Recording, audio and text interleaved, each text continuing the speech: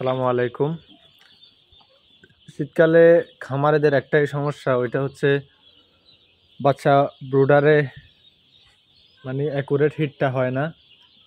তো তার জন্য আমরা এই সিস্টেমটা তৈরি করেছি। এটা অনেক আগ থেকেই, যখন অতিরিক্ত শীত পড়ে তখন আমরা এটা দিই। তো এটা মাত্র লাগাইছি, এখন সন্ধ্যা। এটা আজকে নতুন করে বানাইছিলাম। তো এই দেখতেছেন, এখানে আমরা কাপড় দিয়ে এটা টোটালি মশারির মতো একটা সিস্টেম করেছি, মশারির মতো।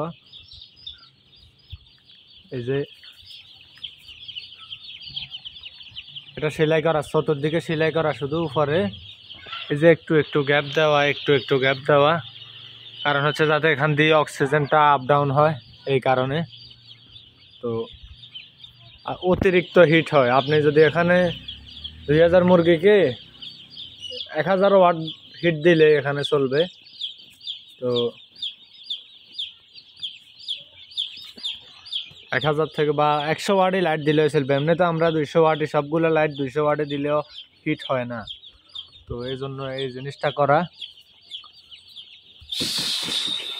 এটা মাত্র তৈরি করেছি, এই কারণে এখনো ভিতরে হিট হয়নি, আস্তে আস্তে হিট হইতেছে।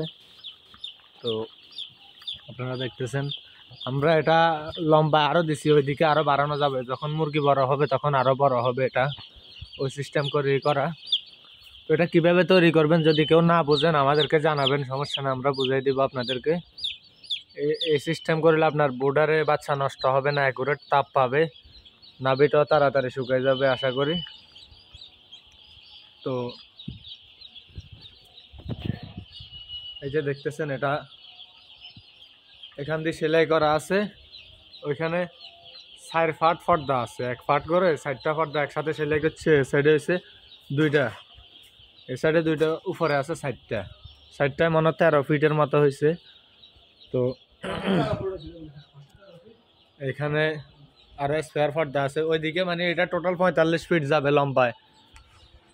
এখানে উচ্চতা হচ্ছে আপনার 6.5 ফিট, আর উপরে ফস্ত হচ্ছে 13 ফিট। ওই হিসাবে আমরা তৈরি করেছি আমাদের ঘরের মাপ অনুযায়ী, বা এটুকু হলে চলে, এনাফ।